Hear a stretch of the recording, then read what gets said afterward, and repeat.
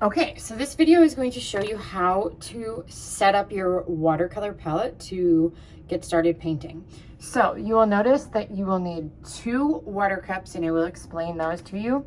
You are going to want a palette for mixing and then your set of watercolors. So the first thing that we have to do before we can even begin is get our watercolors wet. So you're going to take the clean water and your brush, and you're just going to put a drop or 2 into the colors that you are using. If you don't plan on using some of these colors, don't get them all wet, okay? So you kind of just let that soak in there for a second. You can kind of see that there's a little bit, you can see that there's a little bit of difference between where we see the water on there. Okay, so the reason why we have 2 water cups is one is for clean water and one is for rinsing. So you will need to designate which one you want to be that cup. Every time that we are going to be painting, we are going to use our paint palette to mix and water down our colors. So how that will look is I'm going to make this one my clean brush here, or my clean water. So I'm going to start and I'm going to pull some water from that clean dish, and I'm going to put a couple of drops of water into one of these paint wells. This is what we call a paint well, the little like dish thing that it's sitting in. Okay, so I have a little bit of water in there. And then I'm going to take whatever color that I'm using, and so I'm using the blue here, and I'm going to drop it in here. Watercolor is meant to be see-through and thin and transparent. So that's why we mix it with water.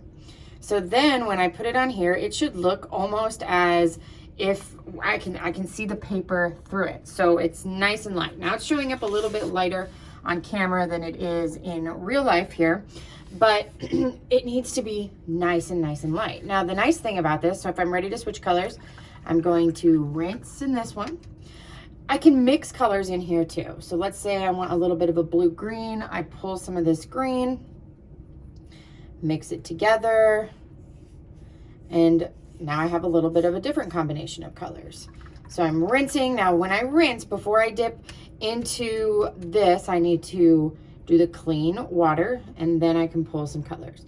So let's say I want this color to be a little bit more saturated. So I want it to be darker, okay? I'm just gonna add a little bit more of that color. So now you can see we have a little bit of a darker color, but I can still see that paper through it. So I rinse, and if I'm going to dip into another one, I do the clean water first, okay?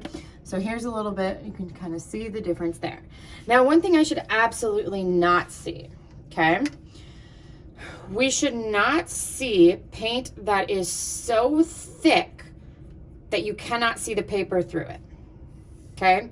This is a little too thick, okay? If we want our paint to be this thick, then we're gonna use something else that's not watercolor, because that's not the way that watercolor is meant to be used. So if I come back here, if you'll kind of find that these watercolors get a little goopy. If you're painting with that goopy feeling a little bit, it's so dark like that, that's way too dark, okay? The good thing is, so I'm gonna rinse here and get some clean water, is that you can go in and thin that out, okay? But we want nice light layers as we get started. So that's your basic setup.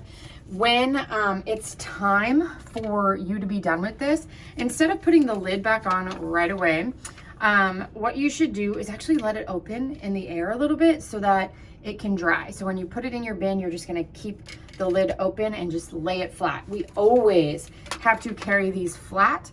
Otherwise, if we tip them sideways or upside down, all of this water will run together and it will make all of our watercolors brown, which we don't want.